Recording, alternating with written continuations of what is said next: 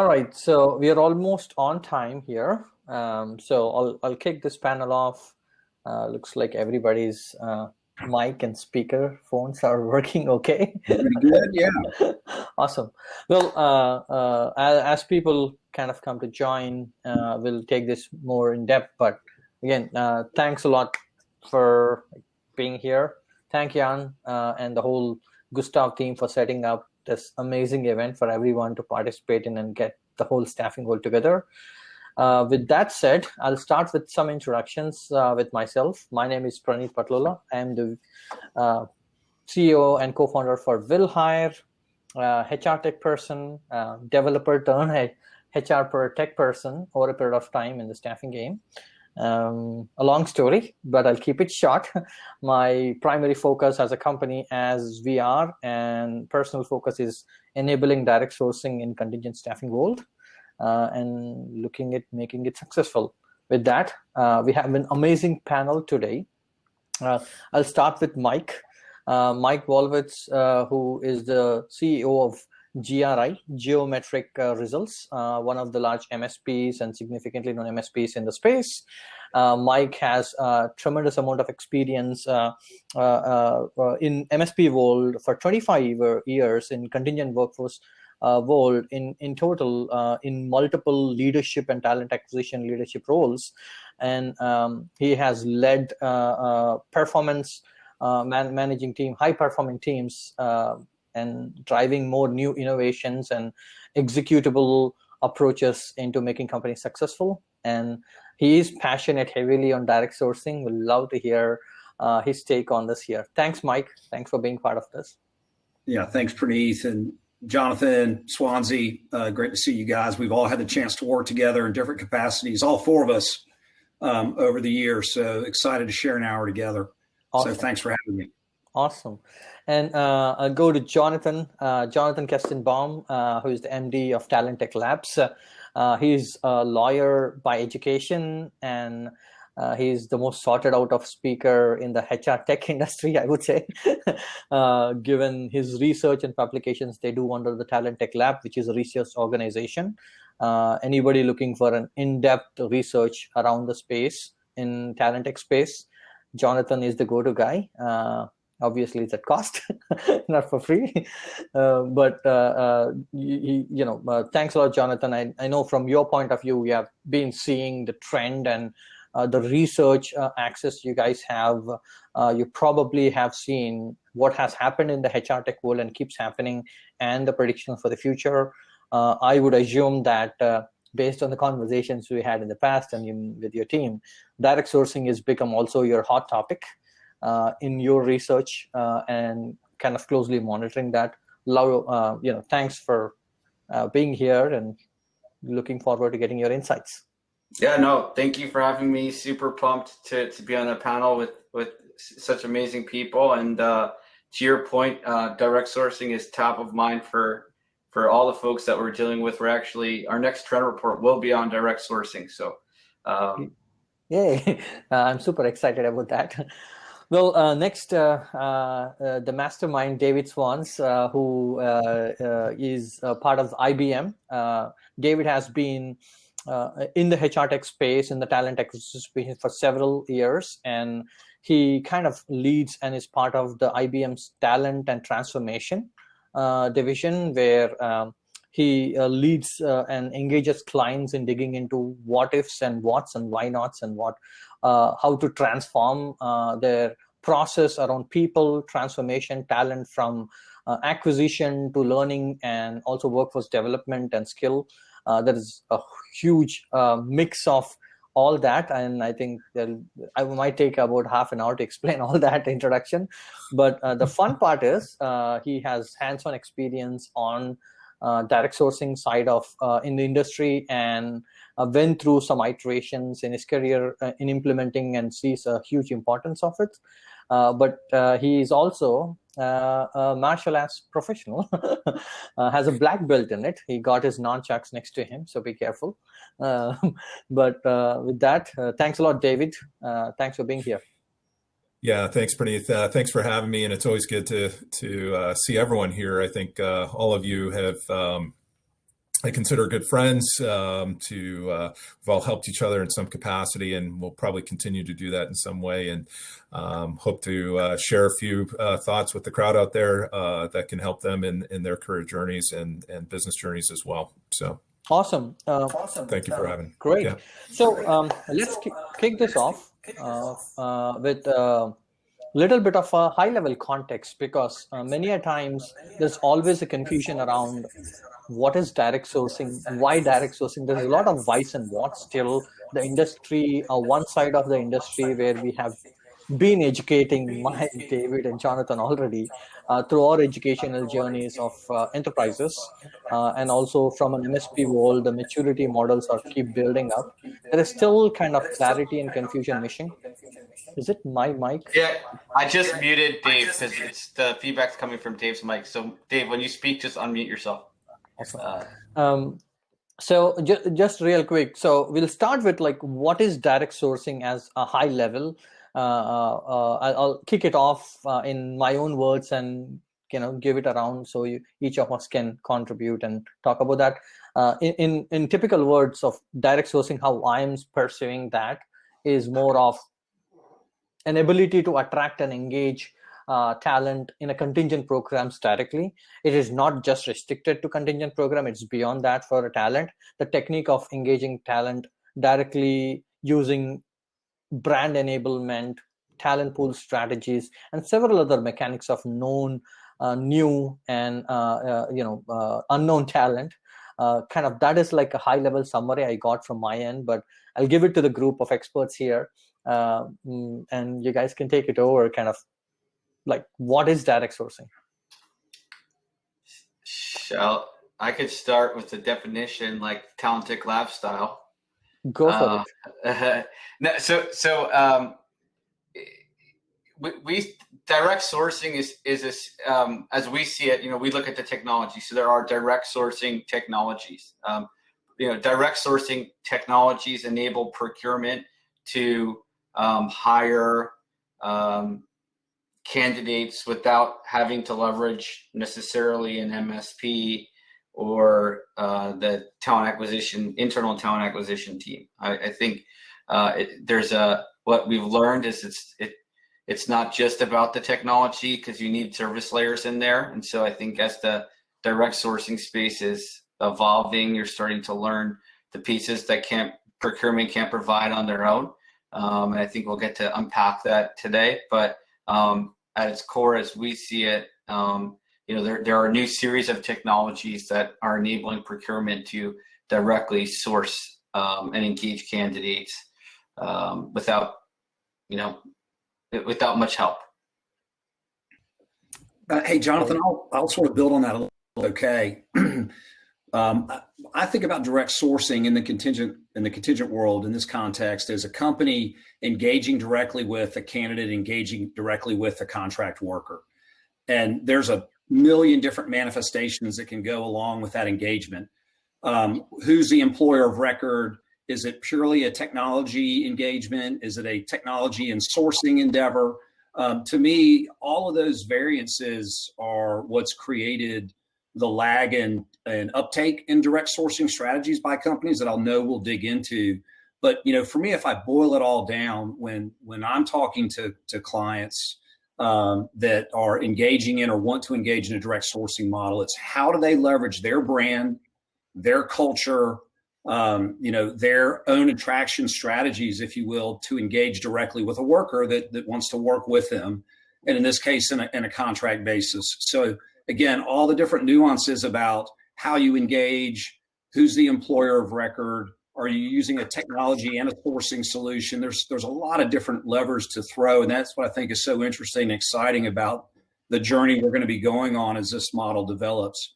But boiling it all down, that's it. It's a client-branded strategy to develop and build a talent pool that they can directly engage in.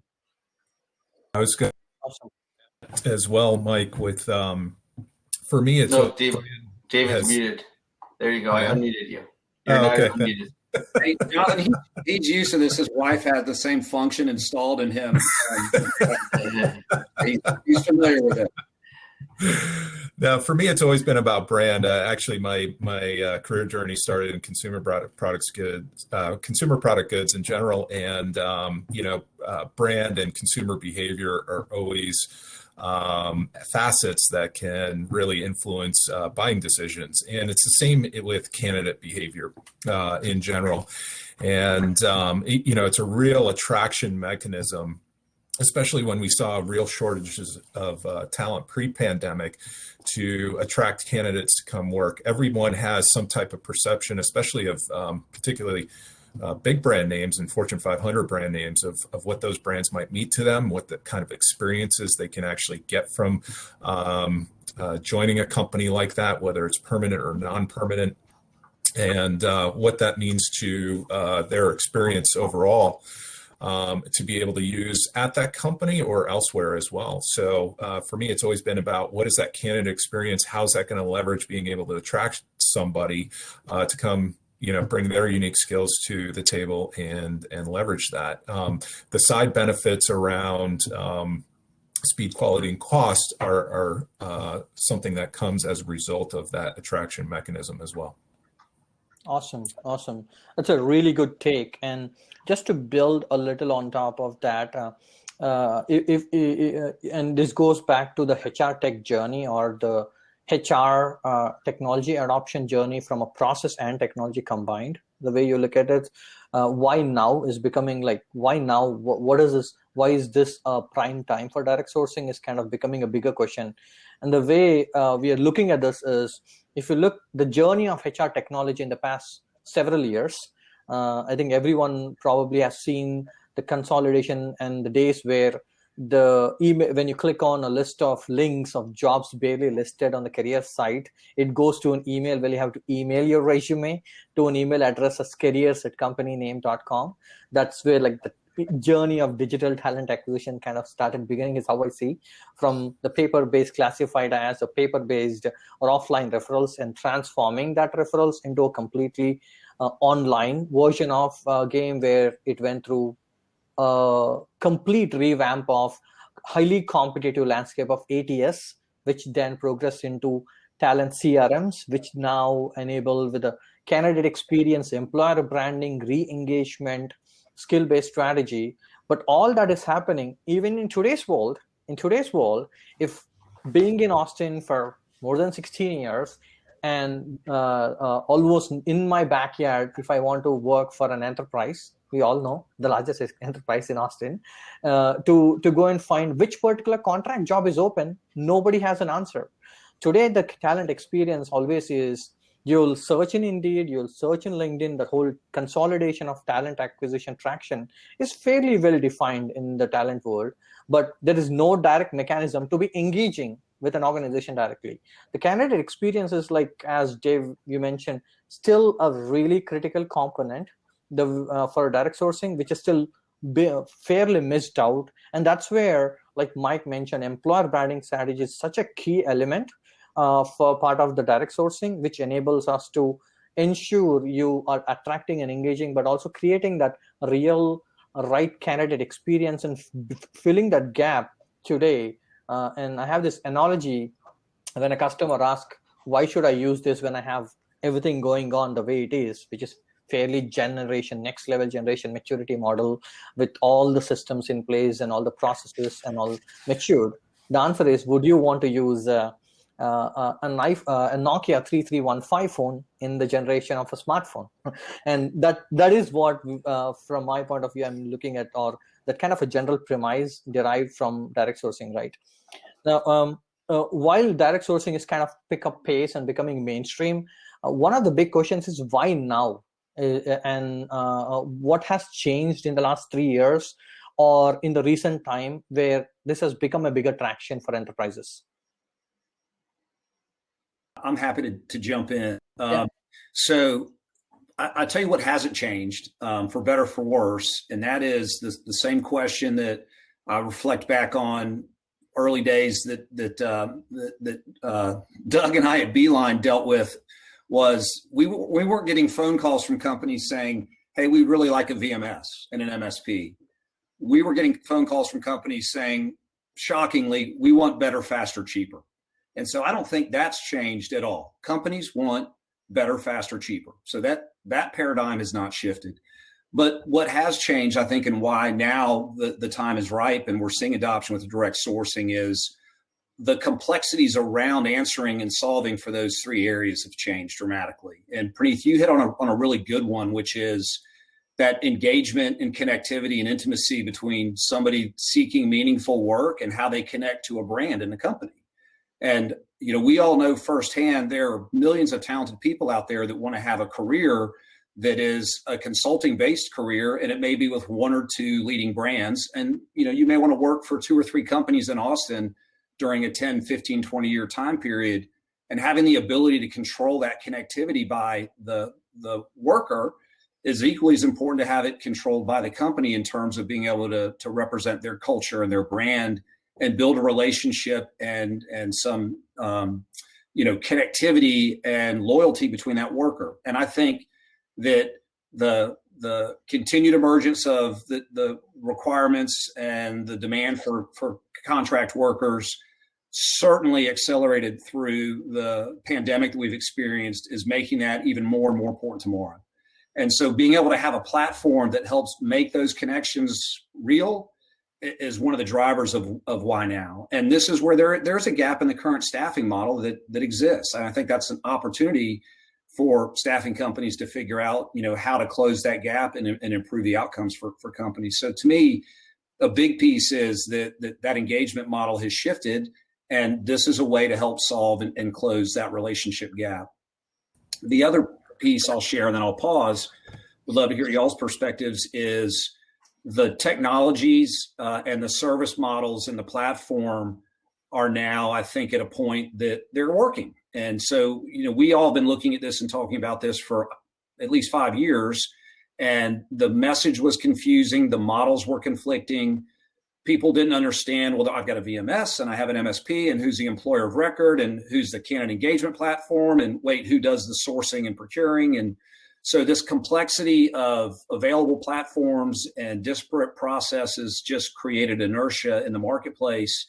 And now there are simple ways forward for companies to consume this new model. And so I think the better, faster, cheaper, with the complexity of the answer, and now the realization that platforms and services are working, that we're going to see acceleration. Absolutely, and very well put together. And I'll let David and Jonathan take. I'll just. So I agree with everything you said, Mike.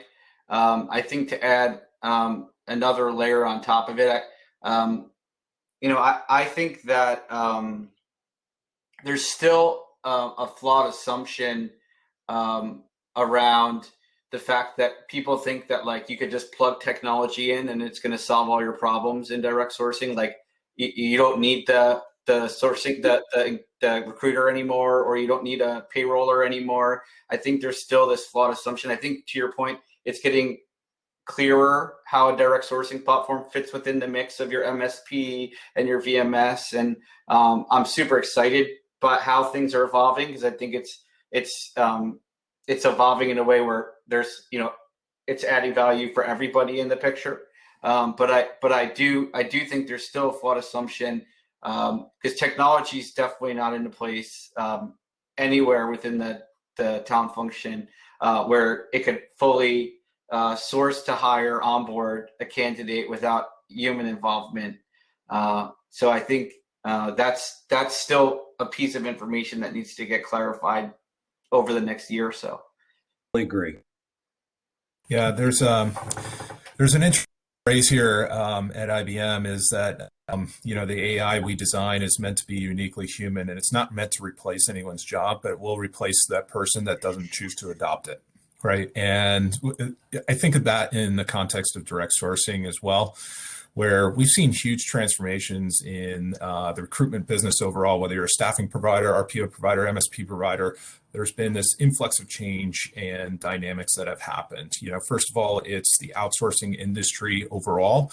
Over the last 10 or 20 years, as companies have become more global, they've seen that there's different dynamics, whether it's regulatory or delivery mechanisms that you might see as your programs go global. There's been a proliferation of technology. Part of that's due to the fact that you can actually develop technology relatively cheaper than you could 10, 20 years ago and introduce something onto the market immediately.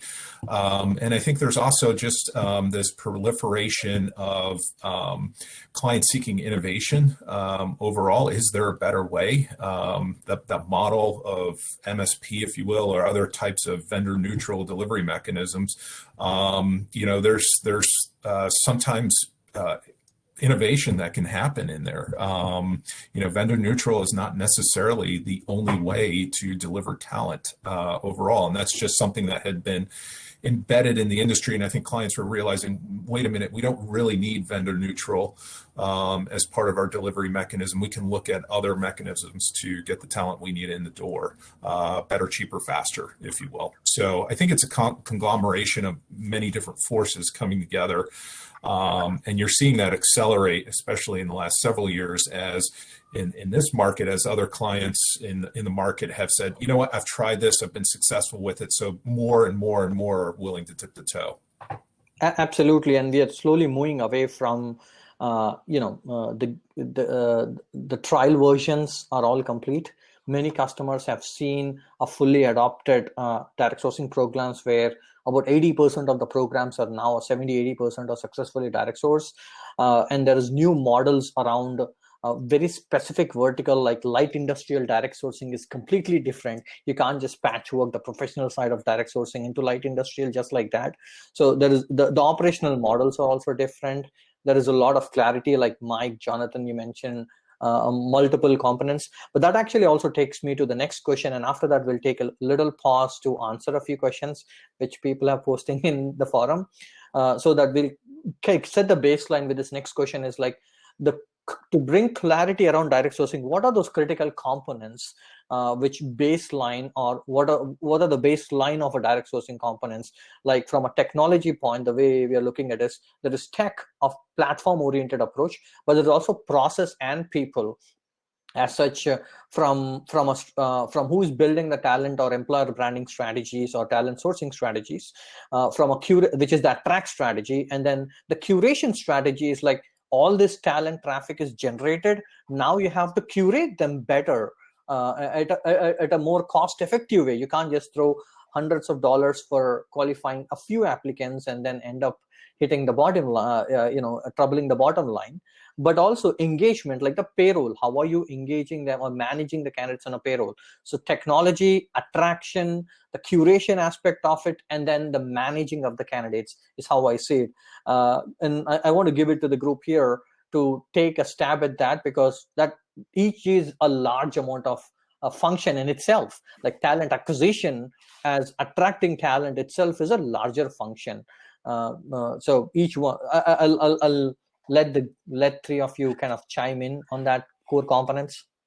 Yeah. So I think we're moving to a place of, to Mike's point, better, even cheaper, even faster, branded. Like that's, so we're going from better, cheaper, faster to even faster, even cheaper and branded now. So the whole experience is branded. I think to get there, what you need, so to get the branded part, right, you need the ability to inject your employer brand into your contract jobs. So there's a piece of technology that needs to help you do that. Do you need a separate team to supply the employer branding content? Probably not, because you're probably using it within your organization already. So I think you need a piece of technology to help you get that out there. I think in terms of faster and cheaper, it kind of goes in the same. You need technology to help pull people together, maybe leverage referrals, be able to scalably get these jobs out to the market, not just through staffing channels. And I think you still, unfortunately, will need the other components, which I've been shining my light on, which is payrolling these people, and then actually there's a reason why recruiters exist, which is, sourcing, like finding out if a candidate's ready or interested or even available, right? So you still need those two components for a program to be successful. Now, I think technology is going to make a meaningful impact in those two areas over the next 5 years. But for now, I think you still need suppliers to step in those two areas. Awesome. Yeah. I'll jump in a little bit, Jonathan, if that's all right. Jonathan, I had the chance to sit in on your session earlier today, and I love the fact that you talked about how managed service providers absolutely have to continue to adapt and advance and innovate because we are being disrupted, and that's healthy for the marketplace. So my take on this, and Praneeth, I'll gun jump. Brian McGuire shot us a question about should the direct sourcing program sit under an MSP.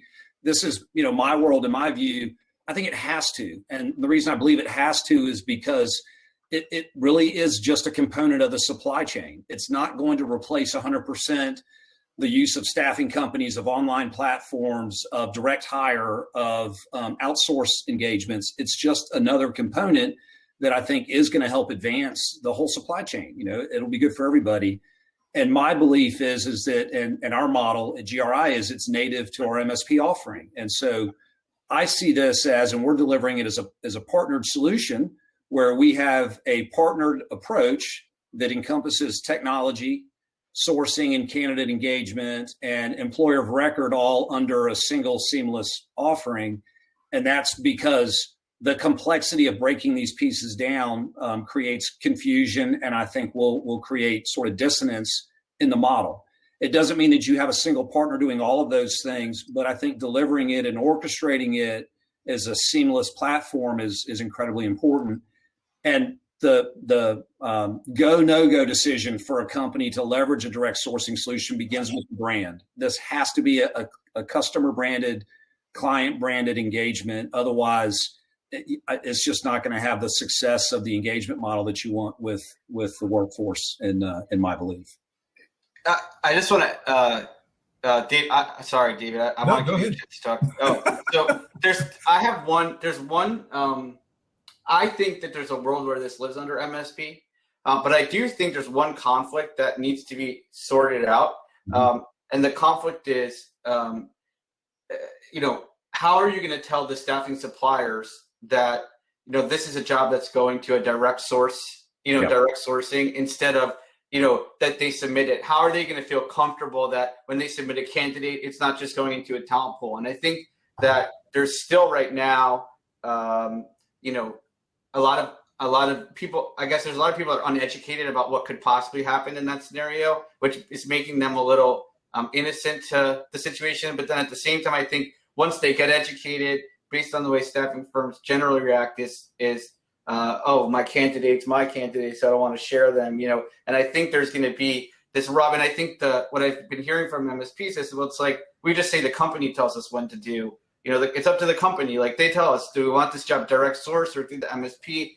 And so I think I think there's a solution, and I totally think that there's a way it works. And I would love to hear, Mike, how you guys are going to figure it out. And I think there's a lot of other great things that you guys are doing that are adding value, injecting value with the data that you provide. But I just think that it's also creating an opportunity for a direct sourcing player that just does direct sourcing to come out and create a unique, differentiated value prop. Yeah, I'll let me add a couple thoughts, and Swans, I know you want to jump in for sure. So, John, I think I know martial arts, so you better. You hit a big nail on the head here. I got to figure out how to do it virtually, but figure that out at some point. Well, it's rules of engagement and really clear program guidelines that it's about putting the candidate experience first, to be honest with you. And that, I think, is where this model helps align that. But there's a couple things. One is that there's got to be clarity, and I think part of the talent pooling value is it's sort of learning over time of where should companies leverage this. I'll give you an example.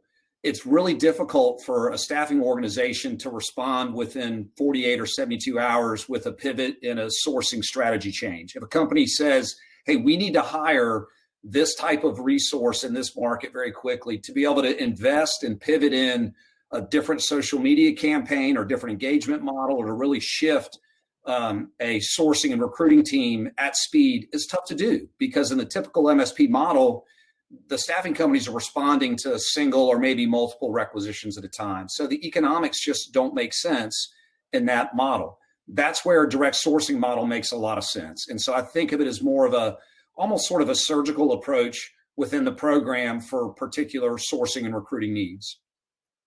So I don't think that the staffing companies are going to be completely disenfranchised with this model. My belief is that this is going to allow staffing companies to really lean into their strengths and focus on delivering in the programs where they want to deliver in, and really focus on the areas that they can most successfully bring in the best candidates and drive the right economics, for their business. But it's going to require change, and we've put in place SLAs around candidate submission and who has the responsibility to represent the candidate for a period of time in these models. But in my world, and my view is that's driven by the candidate. It's not driven by the staffing company. It's not driven by our client. The candidate is in control of, who is representing them. And I think that's a really important aspect. But it's got to be transparent and fair. And, there were models early on that really were sort of like temp nabbing, and, you heard all sorts of things that were going on. And that's what this model is not. For me, it's an attraction and retention strategy for companies to be able to leverage, their strengths. Awesome. Yeah, absolutely. Just to add on to a few things that were said is from where we sit and what we see a lot of is clients are still trying to figure out, how do I buy, build, or borrow? And in terms of a talent strategy overall. And, some amazing facets too is that almost 80% of data in an organization goes untapped. And you see that in the world of talent acquisition overall, in terms of the amount of applicants that come through on the perm channels. And then they get ghosted, and that data is never leveraged to actually be used. Because maybe some of those people that are applying for permanent jobs might actually be interested in contingent opportunities. They just don't know where to go. They don't know how to channel themselves to a job board with a staffing provider that might have a generic job description, because they're bound by rules that say you can't use our logo, you can't use our name, and it's just an attraction strategy that says, come work for this multinational corporation. And the candidate's left guessing as to who that is. So, there's got to be an easier mechanism for candidates to navigate their way to organizations. There has to be an easier mechanism for companies to figure out how to leverage the data that they already have. I agree with Jonathan too. I think there needs to also be sort of this aspect of expectations of, once they become an employee of record, what's that experience look like for them as well, in terms of pay frequency, engagement, and different aspects such as that, other than just getting a paycheck every couple of weeks. I think there's more to it than that. And so these are just different facets that can be solved for. And then in the world of suppliers, I think what's really interesting is, from a organizational point of view, why should I go to staffing suppliers if I can fill a particular requisition pretty easily with my own recruitment team, for example? If the talent's readily available and I can do it better, cheaper, faster that way, why do I need a staffing provider? And I'm just being thought provocative. I'm not trying to offend anyone, but in theory, I would argue the role for suppliers is, what do you specialize in? What are you good at? That's what companies need the most, and lean into that. And in theory, obviously the IT space, there's a proliferation of a skills gap. In particular, years ago, we saw that when machine learning skills were hard to find, and there's going to be continued proliferation of technology to come. From where we sit, there's proliferation of quantum technology coming out, and more organizations are getting into this. And these are the types of skills gaps that companies need help with. What are companies, like staffing organizations out there, preparing themselves to do to say, you know what, I'm gonna lean into those kind of opportunities overall, But maybe you are somebody that is a little bit me too. What makes you better than somebody else is really what organizations want to know, in particular, and why should they give that requisition to you over somebody else? Some of it might be geography. I deal with a lot of clients, for example, that have really remote locations that nobody readily wants to try and be the expert at those particular locations or roles. Those are aspects that you can lean into overall if you're a staffing supplier that's out there.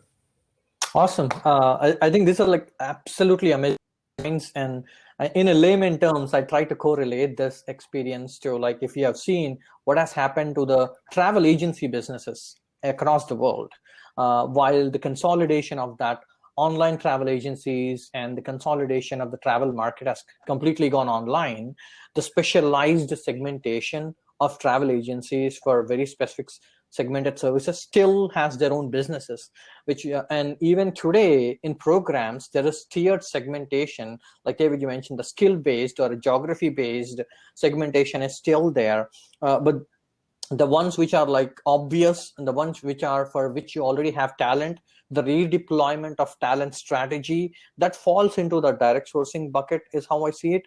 But then there is also like niche-based segment, which is a very well practiced mechanism to select suppliers in today's world. It's like, what do you specialize in? Which category should I add you in? Which category tier? Because almost all their supplier onboarding process, they get to fill out one sheet or one document that says select only first three. Even though there's unlimited number of categories, you got to select only three, and you have to be careful in selecting what you want. And everybody wants where you get more markup.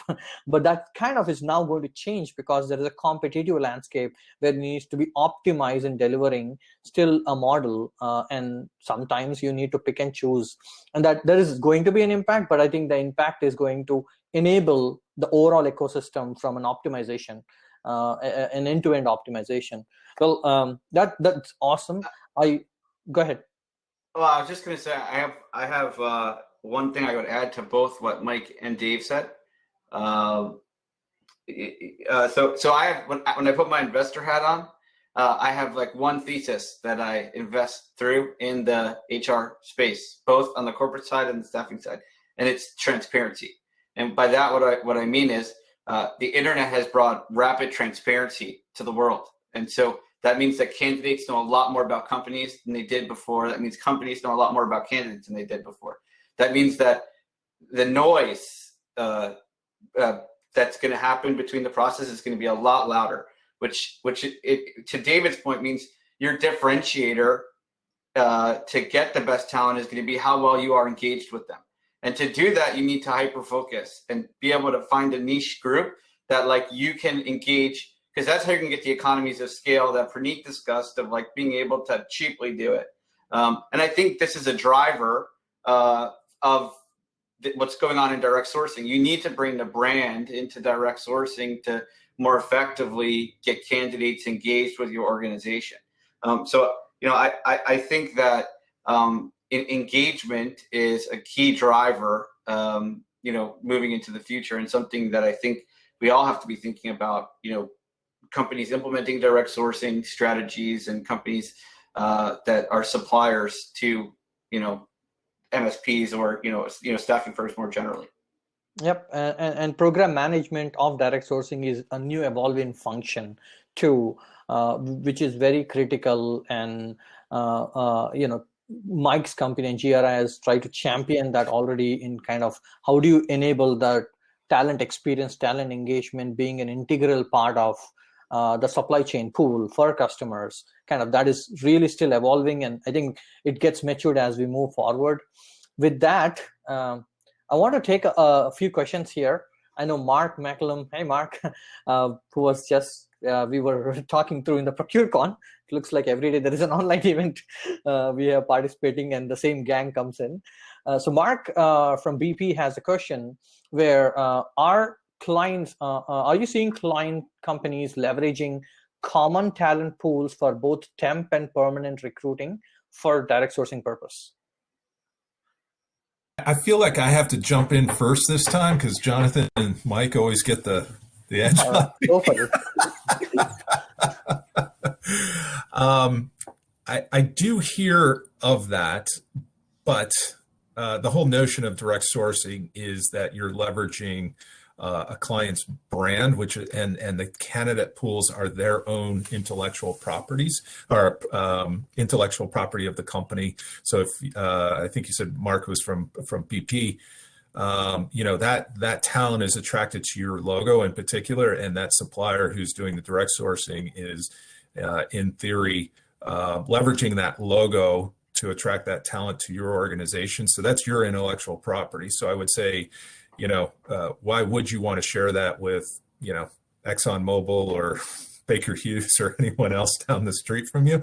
I don't know, unless there's some other type of reason. Now, I do see a lot of different types of talent pools. I know they exist out there in terms of different types of roles in your industry, in particular in oil and gas, whereby it's probably more independent contractor driven in particular, where you might want to do that. I've also seen it in the consulting space as well, where you might see people jumping around from EY to KPMG to Deloitte or what have you, but they're not necessarily doing true direct sourcing, if you would. It's just a component that's different, and I don't know what you would call it in general, if there's a term for that. There's a proliferation of terms, which is another thing that I think you sometimes need to define in this industry. But those shared talent pools I would not consider direct sourcing. And just to build on that, and especially the technology piece, and I think it's slowly coming together. Like I've talked to several companies in the consolidation of HR technology analytics, which is the people analytics metrics, which is a bigger initiatives in almost all the organizations. And you'll see that almost all the people analytics companies today are so matured in bringing all sets of HR analytics data or people analytics data together into a single fold. One thing which you haven't seen is none of them actually even touch the VMS space. So you basically avoid 35% of your analytics of talent. You have no idea what that is. And that gap is still there.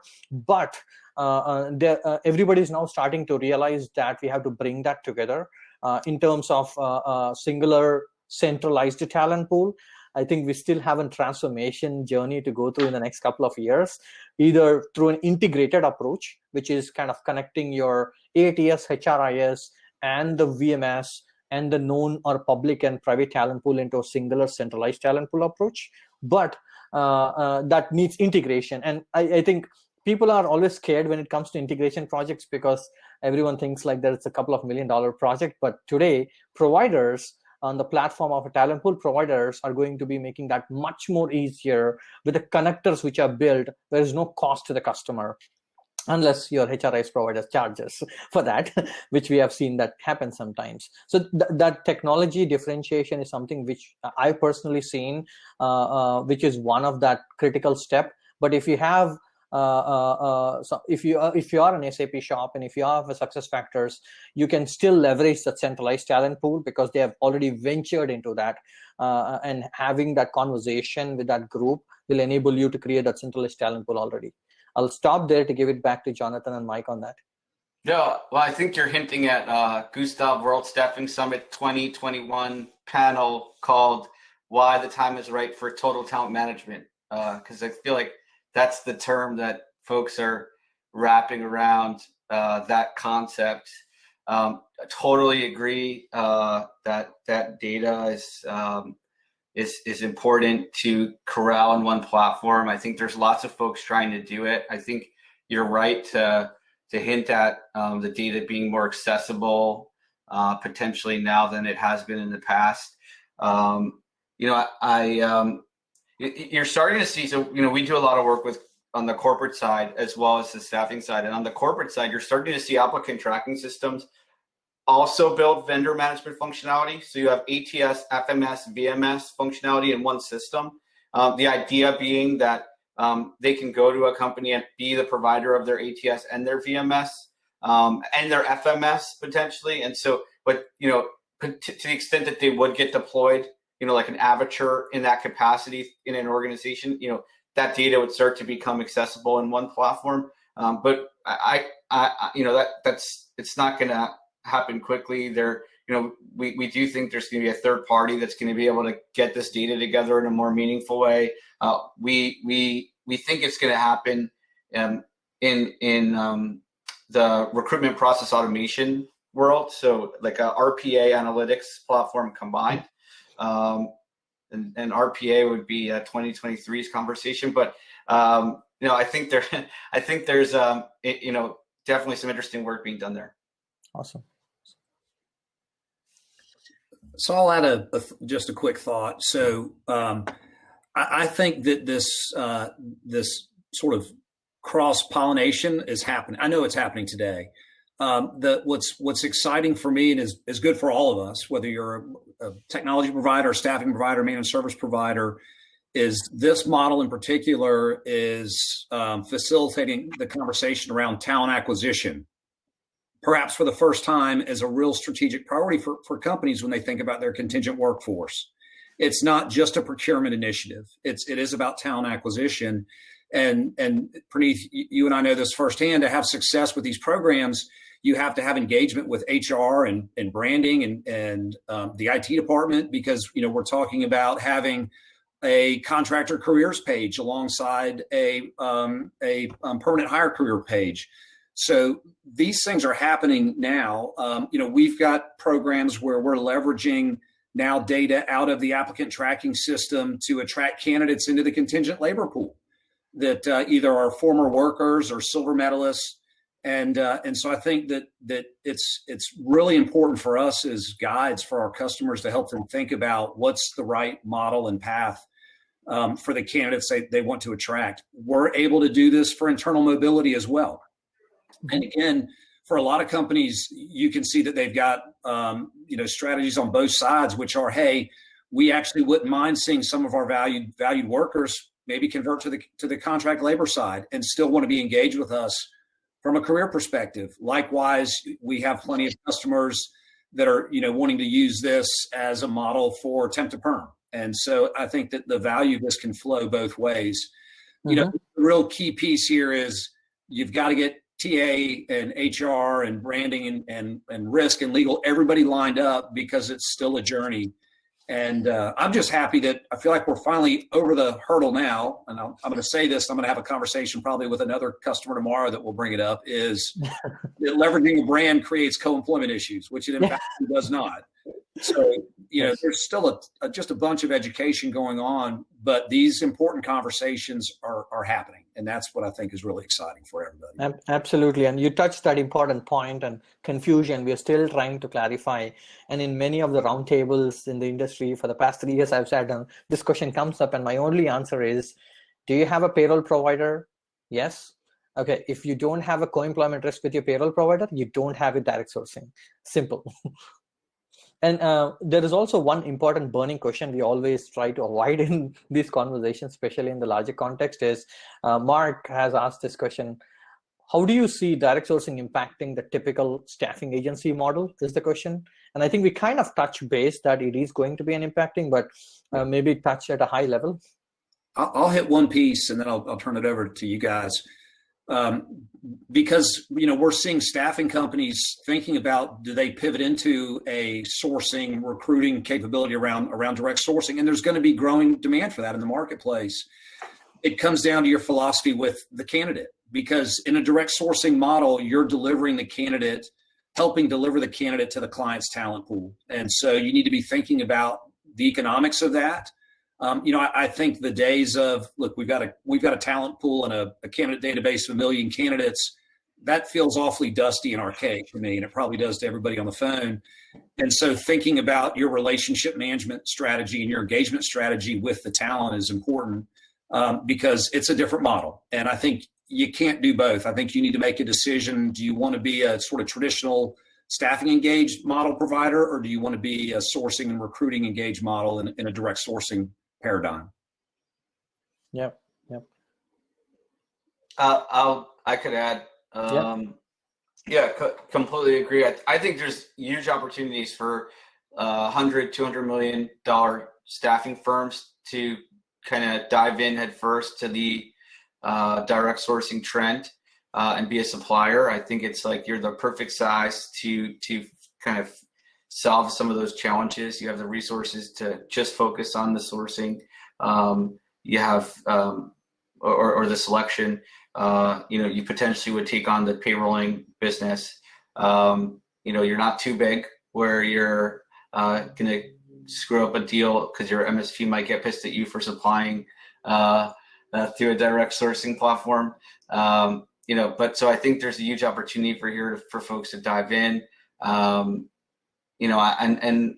think it's just you're going to take, what you typically do and break it into pieces and just be able to make money on those pieces, whether it be payrolling or selecting the candidate and get paid transactionally for that value that you're providing. And hopefully the right amount of value for the value that you're providing. Yeah.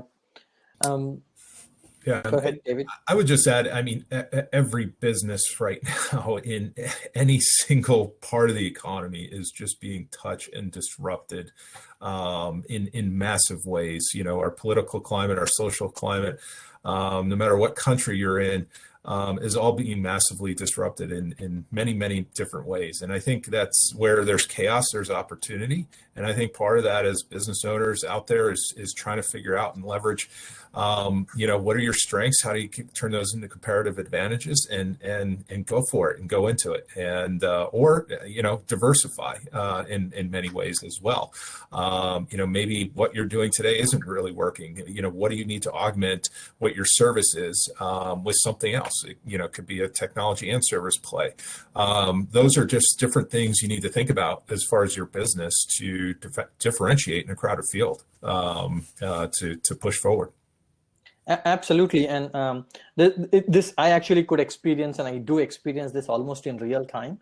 And as Jonathan said about the larger staffing organizations have already seen that this is inevitable and it is an impact to the business. That's the truth.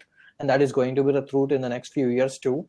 So how do we contribute into that has become a question. And we now are collaborated with 17 of similar companies who in one fashion or another were staffing focused, but now they have either channeled out and opened a new payrolling segment, because at the end of the day, they do have the payrolling built part of a staffing services model. So now they're channeling payrolling as an independent business and collaborating with the direct sourcing or contributing into the direct sourcing newer market by either bringing a platform into the play so that they can co-sell, co-brand, or even the mutual collaborations, getting into the deals with a mix of platform, curation, MSP. In that combination, Mike, you've seen that for payroll companies already kind of getting much closer into the mix. And we're seeing more of this transformation happening. It also is starting to happen where you'll see more payrolling companies forming out or branching out of the divisions, and segmentations within that is somebody's specializing only in light industrial, because they've realized that while direct sourcing can actually enable on all sides, there is still a really critical pain in the component and payrolling the light industrial workers, which has the higher workers' comp and impact of claims. So you definitely need somebody who has specialization on that and can actually still collaborate on that brick and mortar that's still not going away, and hopefully at some day we'll be 100% gone out of that. But there are new opportunities, and I wouldn't be surprised if in 2021 and 2022 there will be at least 100 platform new companies coming out to compete from agencies, because agencies have always been try to, as David said, chaos creates more opportunity for the business.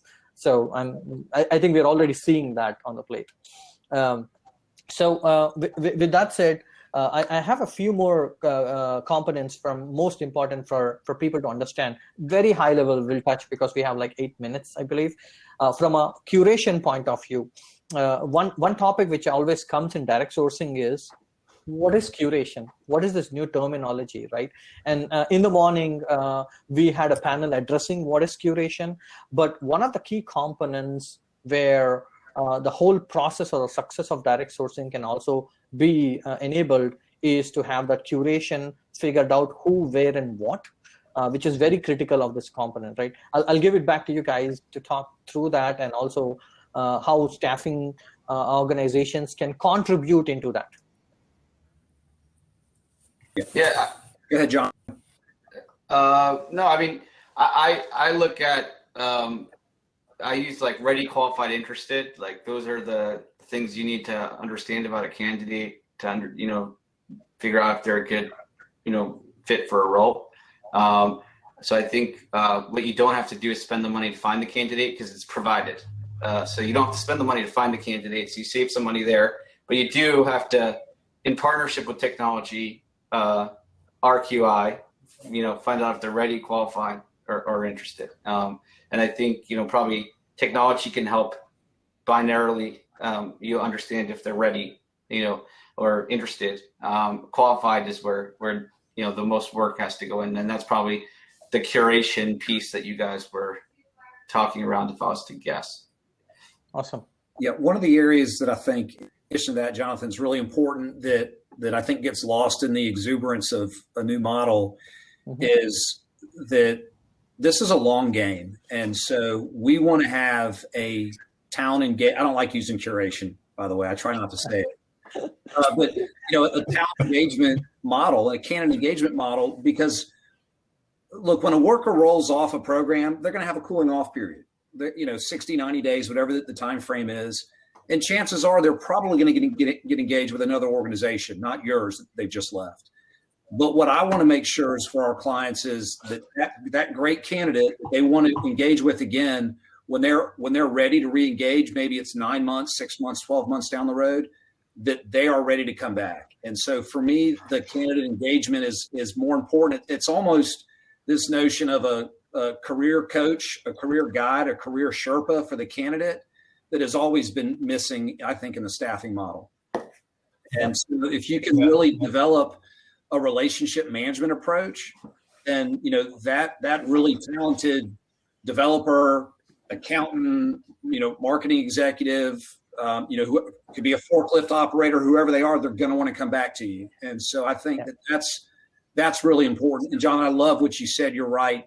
Assessment, talent pooling, identification, market, all those things, the wonderful technologies today do so much of that. But I love getting a text, and I'm happy when I get a text to stay warm from somebody. But at the end of the day, I still want to talk to somebody at some point. And that human element just is critically important. Yeah. Yeah, I totally agree. I mean, if you talk to any organization today, I mean, they've spent years and continue to invest on improving that customer experience. And unfortunately, the employee experience has not caught up. And if you think about that in the context of talent, there's a lot of things to fix out there overall, whether you're an existing employee or a contractor, of what that experience is like once you're actually working at an organization. But in the context of curation, again, can we replace that word with experience of what do you want that experience to actually be like? Do you want somebody to just apply and sit there and wait to hear from you? When somebody applies, they want some type of experience because they took the time and effort to put their resume together and submit that to you. And the least we can do is acknowledge it. How many people get frustrated when they walk into a store and they're looking for some help to ask somebody a question and nobody's around? Right. The same thing should apply in a virtual application world whereby I can talk to somebody to seek help. It might be through a bot or whatever, but at least there's some type of responsiveness in that process that makes me feel engaged in that somebody actually cares about me, or to Mike's point is giving me advice along the way, even if there's not a job available now. Something that shows that they're interested in me because I'm equally showing interest in them. Absolutely. Well, that's a great rundown. I want to close the session with one final question, more of a question, but more of an opinion in a very short form. What are your predictions for direct sourcing in 2021? Yeah, I think we're going to see significant market uptake in the model. Absolutely. And I think that we're going to see more adoption internally with companies between talent acquisition and procurement that unlike we've seen in the past. I think that the time of HR, talent acquisition, and procurement being separate around talent planning and talent management is thankfully in the rearview mirror for us. Awesome. Yeah, I'll just add, I started the conversation with our next trend reports, direct sourcing. Our next trend reports, direct sourcing. We just launched talent intelligence today or next week. And so three months from now, it's direct sourcing. I think there's going to be significant investment in the space. Praneeth, call me when you open your seed round. Super. I just also want to say super thankful and blessed to be here with all of you guys. Really lucky to get to sit on a panel with both Mike and Dave and Praneeth and have deep conversation about this topic. So excited and thankful. Yeah, back at you. Likewise. Good connecting with everyone. Hopefully in the real world next time. Awesome. Yeah. And my take on a final word is, and for 2021, our personal goal is I call it as Uberization of that shift to worker category is a primary goal that we're going after, because we have seen the challenge around professional, and we are seeing a huge amount of adoption. And I think light industrial process or models which have not barely been touched from an enterprise world, I think that will be a big, heavy transformation in industry. There'll be a bigger shift. That's my prediction because I'm going after that. But thanks a lot, everyone. Thanks, Mike, John, David. Always a pleasure to collaborate. And thanks a lot for amazing insights. And I think people have enjoyed it enough. I see a lot of known faces. Julie, Hans. I think it's the same gang. We just go from one event to other nowadays, and hopefully take a break and do it again sometime again. Thanks a lot, everybody. for all the Thank you. Thanks, guys. Have a good Take one. care. One second. Let me take a picture so that we can remember this. It's picture time. Are you ready? Here you go. Okay, got it. All right. All right. Thanks, guys. Later, guys. Sounds good. Bye.